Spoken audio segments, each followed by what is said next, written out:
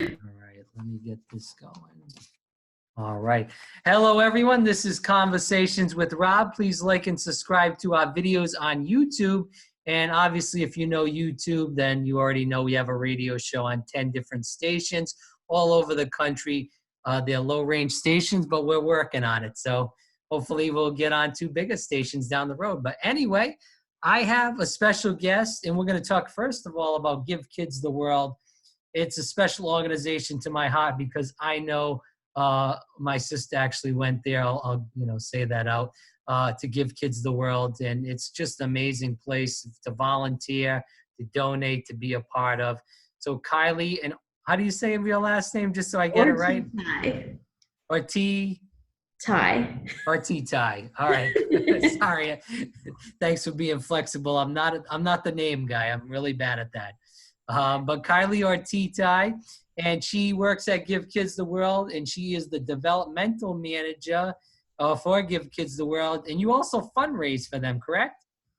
Yeah, so I primarily help other people do a lot of fundraising. So I work one-on-one with a lot of our donors, kind of like helping them learn more about the village and learn how donations are helping our families every single day.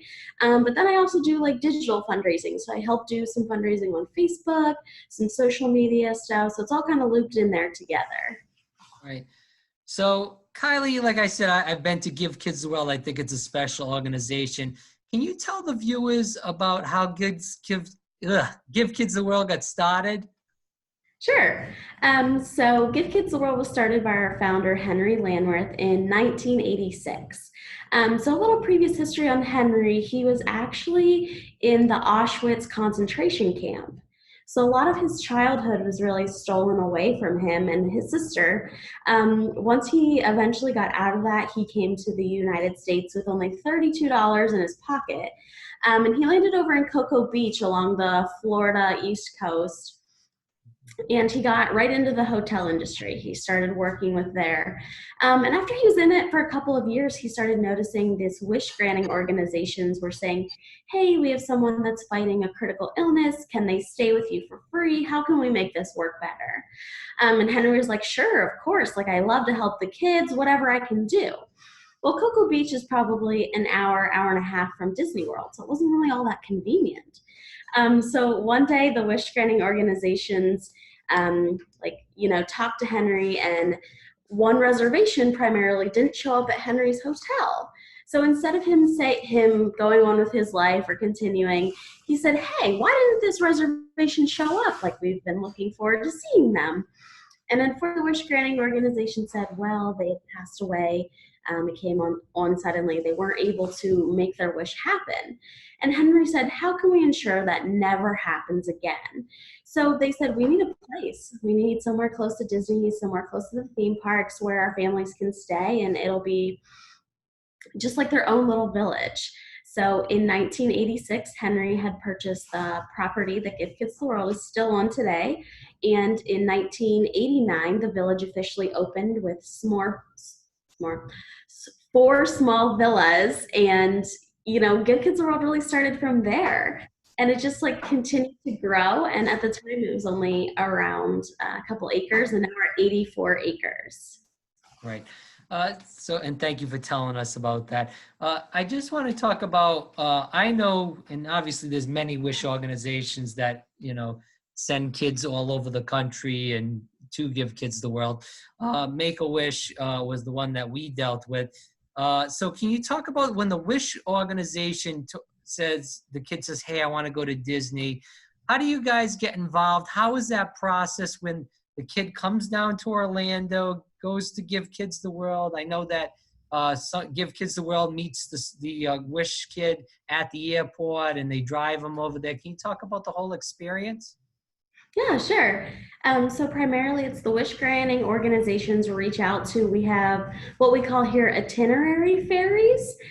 So they primarily work with the wish granting organization to find out more specifics of the wish. Like, do they really love the princesses? Do they want to meet Mickey? Ensuring that once the child gets here, that we're able to fill a couple of those little, even the smallest idea that they have. So once they get here, they spend 7 days, 6 nights experiencing all the magic of just Orlando and the theme parks. And every wish is kind of different, but the standard wish is going to Disney World for 3 days, Universal for 2, and to SeaWorld for 1. So that's primarily how that works out. Of course, the families can, kind of change that based on what they're looking for, what really is involved in the wish.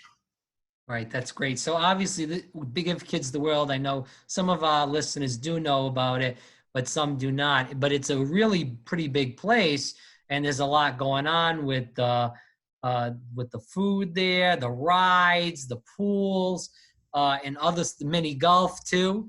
So there's quite a few things. So for a big place like that, it's got to cost quite a bit of money to keep up. We talked about how many villas they have.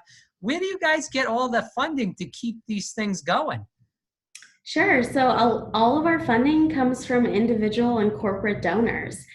So we have some of our development team works with the different corporations to ensure that we're able to cut costs down, or they're able to donate money or in-kind gifts.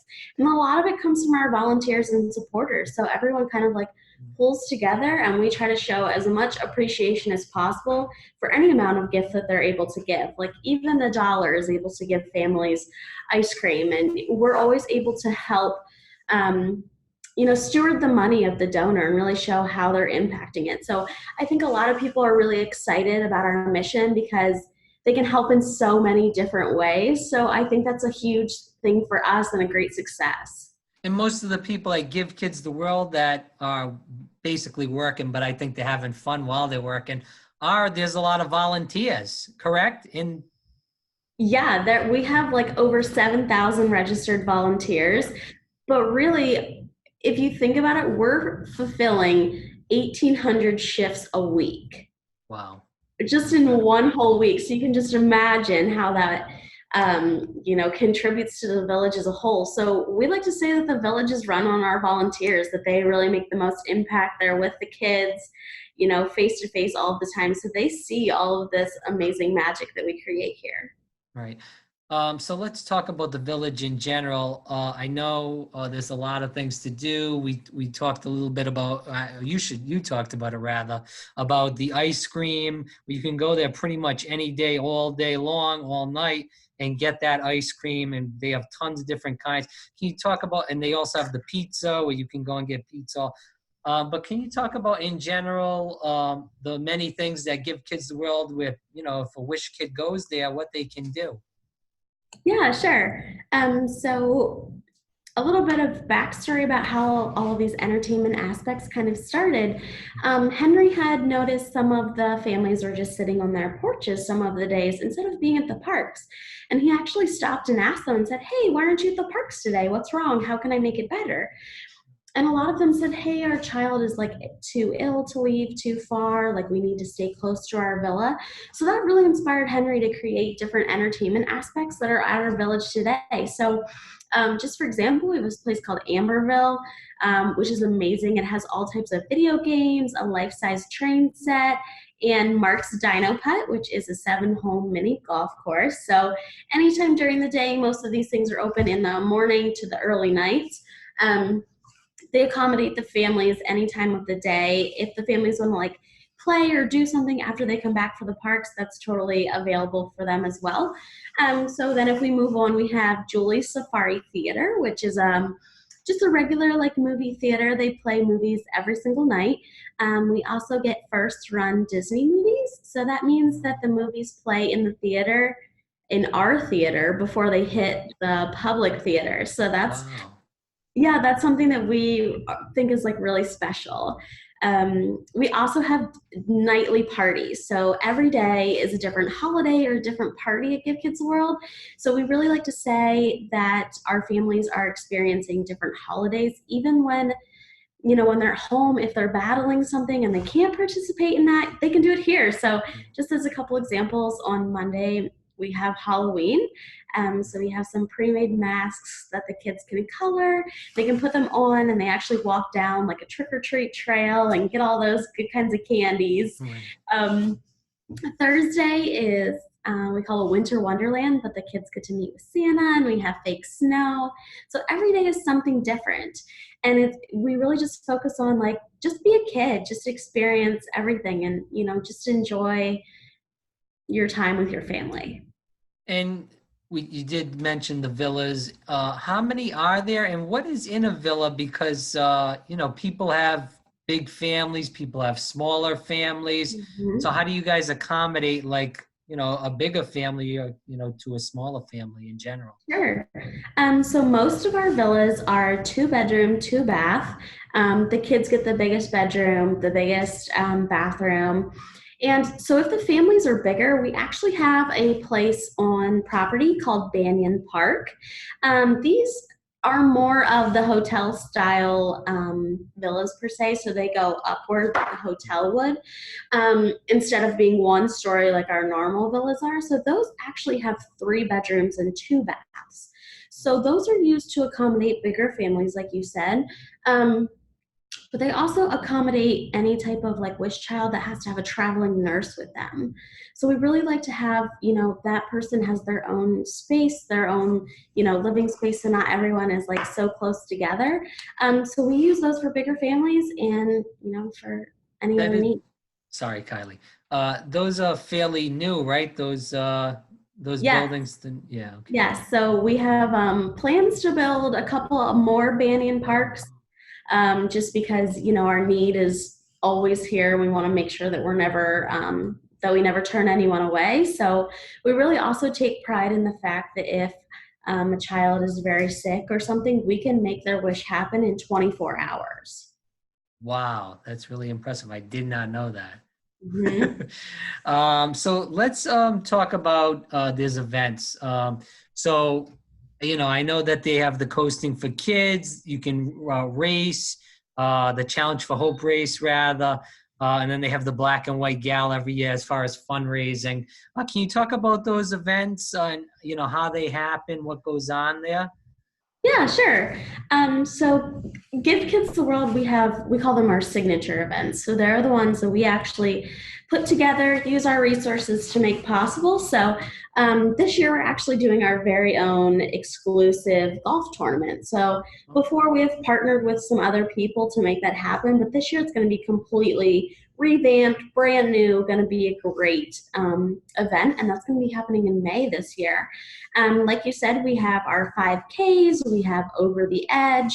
So those are all of our standard things, but we also like to talk about other companies and other people do their own fundraising too. So they are able to go to our website, and we call it like the DIY fundraiser. And, if they need any tips or help or ideas of how they should create a fundraiser or what kind of fun things they can do, that's also a part of my role. I help those people figure out what is the perfect little fundraiser for whatever area they're in.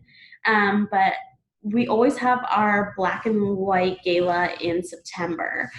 So we're already diligently working on that. And it's just a combination of, entertainment and, Pam, our CEO and president, talks. And it's just about thanking and appreciating everything that we have or everything that we take for granted every day, but seeing how like creating all of this magic for this kids is really worth You're really an encyclopedia of knowledge for Give Kids the World. So I appreciate that. I appreciate that. It's nice to have an interview like that. I do want to talk about since you are an encyclopedia of knowledge, what are new events and upcoming projects? You mentioned the Banyan Park, where you guys are looking to build another one of those. it. But any other new projects or new events coming up within the next couple of months at Give Kids the World? Well, I don't know if you're familiar, but our new ice cream palace is going to be opening soon in March.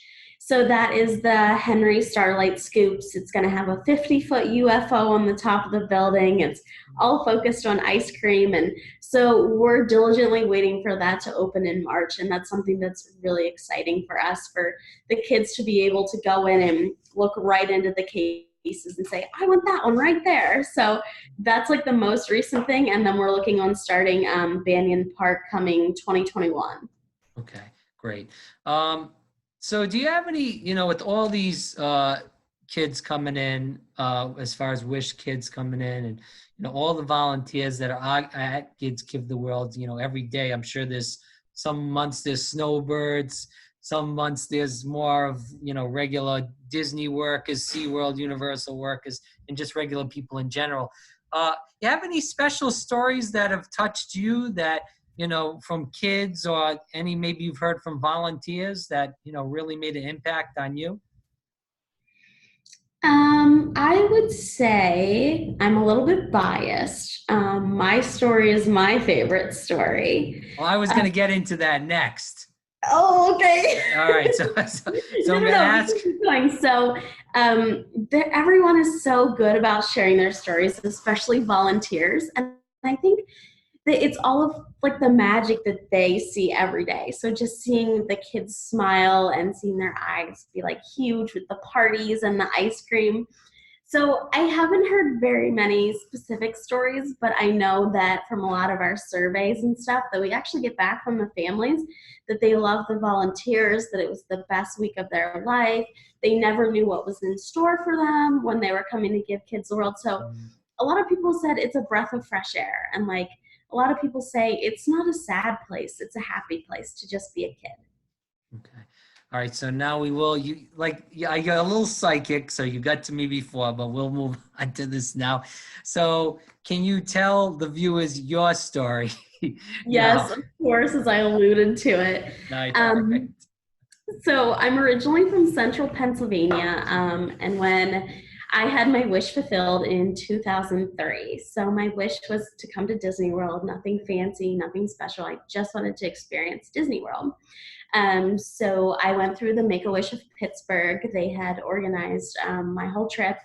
And so I didn't know where we were staying. And it was one of those things, it was like, you're going and you're so focused on Disney. You're focused on what happens when I get to the parks. Like, what magic am I going to feel? Right. But there's something special about when you arrive to Give Kids World and they say, like, welcome home.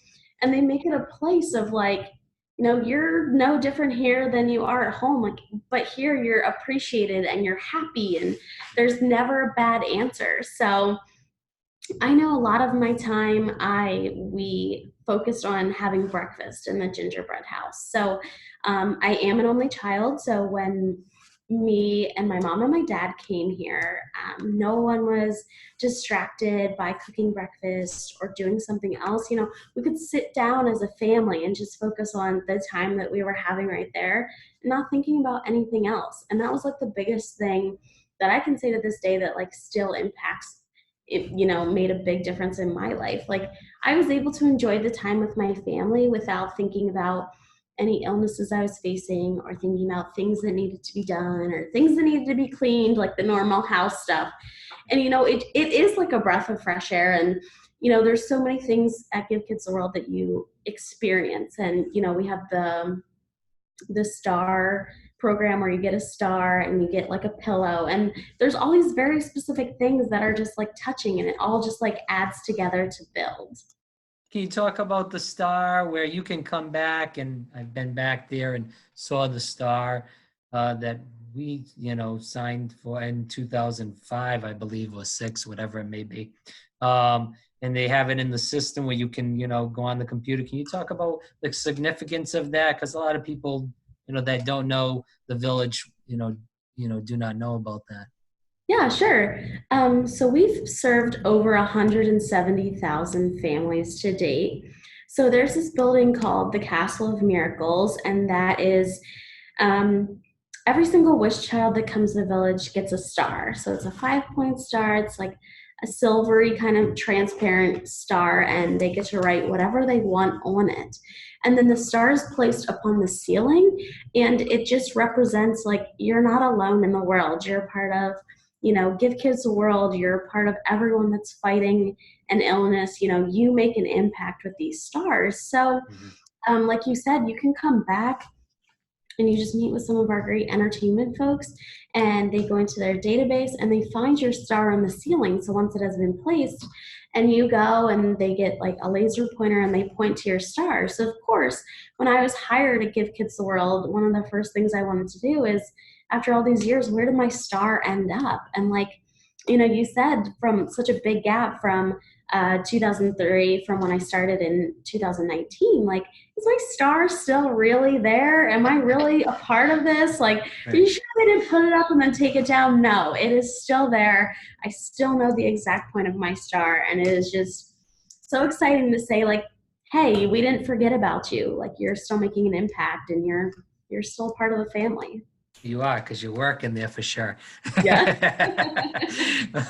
But let's get into this and kick this around. So you had your wish. Obviously, you went back home, you went through school, you graduated, and now you are, and you've probably worked other jobs before this. Now you're back at Gives Kids the World. So what made you want to travel back to Florida and work at Give Kids the World and be in Pittsburgh or in that area and be closer to what your family? I think the biggest thing was the impact of how I felt when I was here. And I still remember all of those memories. And I have a scrapbook full of pictures from my trip. So I have that to remember too. But it's a part of like being a part of something bigger than myself, being a part of the alumni family of the Wish children that have come through is a great feeling. But being able to also work with my other teammates to ensure that more kids are able to experience the best week of their life is something that really brought me back. I knew that with some of my past fundraising efforts, I wanted to share the magic of Give Kids the World with people that haven't even heard of it. And I wanted to make sure that, everyone knows that it's not about how much money you have or, where you are in the world. It's about just being selfless in general. And like I said before, even $1 to any organization goes a long way. And I wanted to be a part of ensuring that kids still get to feel like kids. Amazing. I want to ask you another question, and it just slipped my mind, but I will think about it in 2 seconds. Okay. Yeah, no, I wanted to ask you, as far as working at Give Kids the World, how long have you been there? It'll be a year in April. Oh, okay, so not that long. So since the year that the year you're almost there a year, what is your favorite part about the village? It could be that something that you experienced it back in 2003 or something that you still maybe experience now when you walk past it, or on your, walk into lunch, you may go in there or see it or whatever it may be. What's your favorite part of the village? I would say my favorite part is a lot of the volunteers. We also do a corporate volunteer program, so companies can bring out their employees to just participate in, we organize all of that, but showing how they can make an impact too. So it's great to see that we're able to reach so many people just by volunteering or just saying, hey, create a Halloween bag for a kid that wouldn't have it otherwise. It's all about how we all come together and we really focus on the children and how we can make their lives even better. That's great. I do want to ask you though, the people, there's a lot of different volunteers, of course, but you just mentioned volunteers. Are there people that you know specifically, like you see these people maybe 2, 3, 4 times a week? It's the same sort of group, whether it's like snowbirds that come down for 5 months, but they're, there every day. Do you see a lot of that, or is it more just like, as far as people comes, so every so often? No, we have I'd say a majority is the snowbirds and people that are retired and live in Florida in general. During the spring break time and over the summer, we have lots of school groups that come too and come year after year during that certain time because they just love spending the week here. So they're able to, volunteer every single day for a week. And then, year after year, they come back and hopefully that lands into their adult lives too and how they grow. But a lot of our volunteers are, older retired folks that just love kids and they just love being able to make them laugh and smile. All right. 2 more questions. No worries. Appreciate the time. Uh, as far as the name, what is the significance? You know, everything is named different. The Gingerbread House, Amberville. Who came up with these names? Do you know off the top of your head? I don't mean to put you on the spot or anything. No, no, no, that's okay. So a lot of the naming came from different people or wish kids that really had an impact on the village. So specifically, Mark's Dino Pet. Mark was a wish kid, and his wish was he had three little parts of it. He wanted to be remembered forever. He wanted to be a dinosaur, and he wanted to have $1 million. Well, the golf course was created for $1 million. There's dinosaurs all over the place. So he gets to be a dinosaur and it's going to be there forever. So we fulfilled all the parts of his wish. So really all of those names come from different significant moments or people. Wow. I didn't know that. Thank you for telling me and the viewers that. Yeah. Lastly, where can people get involved as far as volunteering, fundraising? I know they have the Memory Maker. Is that the gift shop? Yep, that's still there. Okay, great. Yep. Okay. Thought I had that right, but I wasn't 100%. Yep, it's still there. Where can people get involved, fundraise, go to Memory Maker and all that stuff, please? Yeah, sure. So if you go to gktw.org, that is our website. There's tons of things to choose there from, but more or less, we have a tab called How to Help. And there's lots of different things on there, from volunteering to fundraising to bringing out a big group of people to volunteer and or fundraise. You know, we have lots of ideas in there. And also there's our events. So you don't have to be on property to do our gingerbread or our Challenge for Hope run in November. You can be a virtual runner. So you can do all the same things that you would do at the village in your very own home. So there's lots of different unique ways to get involved as well. So that's the How to Help tab on our website. Kylie, thanks so much for your time. I greatly Yeah, of course. appreciate it and the knowledge, and you are truly amazing. So thanks so much for spending time with us today. Yeah, of course. And I'm glad that you have such great memories of the village too. All right, thanks. Thank you.